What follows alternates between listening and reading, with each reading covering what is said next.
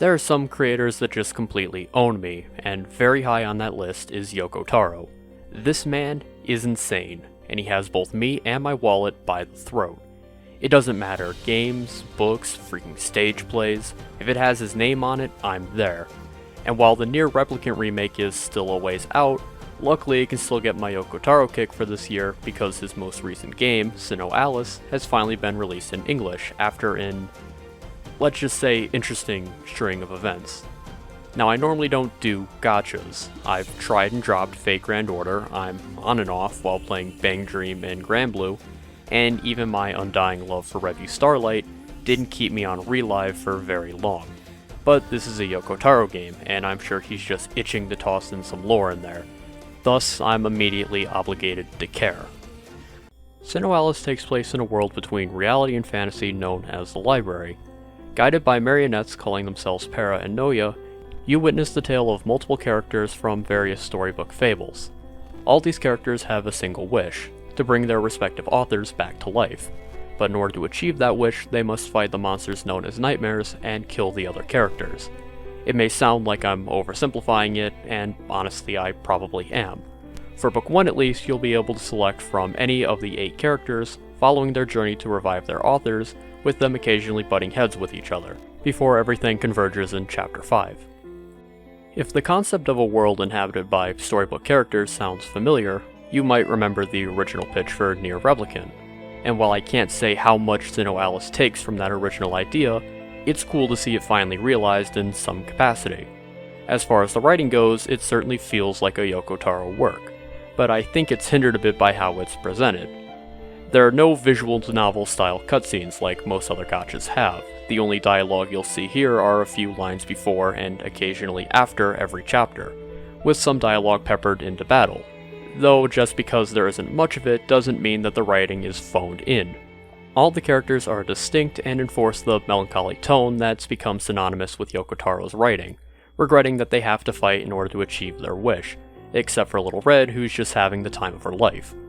Both the characters and the weapons have stories attached to them which can be seen by leveling them up, a feature returning from Nier and Drakengard, and Yoko Taro's offbeat humor still shines through in some places. Speaking of not being phoned in, there's SINoALICE's soundtrack. Keiichi Okabe returns for the score, and just because it's a mobile game doesn't mean that he slacked off. This score is absolutely amazing, easily matching the quality of his previous scores. The menu and story themes are appropriately melancholic yet beautiful, and the battle themes are dramatic and go really hard. Really, the presentation on the whole is just really good. The voice actors provide the needed emotion to match these characters, the art is top-notch, showing these creative designs in the best possible way, and the animations are fluid and eye-catching, and the game manages to achieve this without destroying my phone's storage.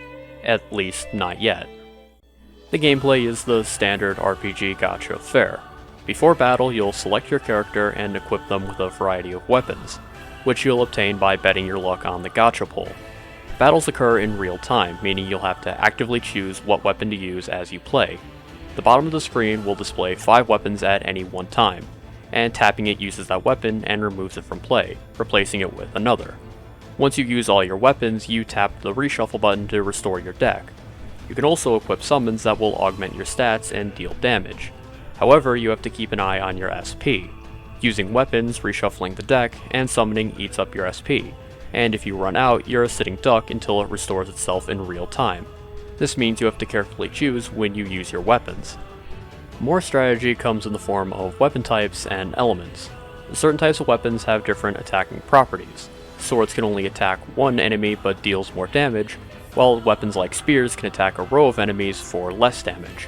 Enemies also have elements attached to them, and this is more gacha fare. Water beats fire, grass beats water, fire beats grass.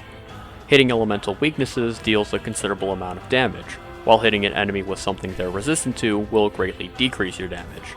So aiming at enemies and carefully choosing what to use in certain situations is the key to success. All this leads to SINoALICE being a very engaging game. I like constantly having to scour my weapons and choosing what's best to deal with enemies quickly, and everything being in real time helps keep me constantly doing things. In my time playing, I never felt the need to hit the auto button, even when grinding, because I was having a fun time making these split-second decisions. Everything else in the game is, once again, standard gacha fare.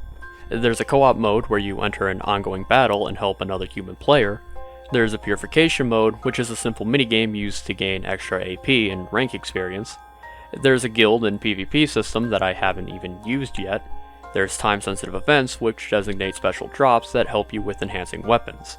You'll want to constantly keep your gear up to snuff, as SINoALICE wastes no time getting difficult if you don't. This means grinding for items to use on weapon levels, as well as grinding class mastery to increase the levels of your class. As far as the amount of content goes, I can't really compare this to other gachas here, but as of recording this, I've only done Little Red Riding Hood's story and just started Alice's story, and with 6 other characters and an entire other book with more on the way, I feel confident in saying that there's a lot to do in SINoALICE. There's even a crossover event with Nier Automata and Replicant coming very soon, so that's pretty exciting. Also, total side note, and I have to talk about this because I refuse to let this go, but does anyone know what the deal with these numbers are? My understanding of it is that they show up once a day upon login and are completely randomly generated. I've been trying to get pictures of it every time it happens, and it seems like nobody knows what they are. I think this is mainly my Steins;Gate brainworms that are making me have an issue with it, but it freaks me out every time I see it, and I still don't have any answers. Mr. Yoko Taro, what are you planning? But yeah, given my lack of experience with other gachas, it's kinda hard to review a game like this beyond what I've already said. Feel free to add me if you feel so inclined, the code's on the screen. Only time will tell if I'm gonna continue playing SINoALICE for years to come, but I have to say my first impressions of it are very positive, so at least for the immediate future, I'm excited to see what the future holds for this game. But for now at least, I have to get back to the grind, so until next time, see ya!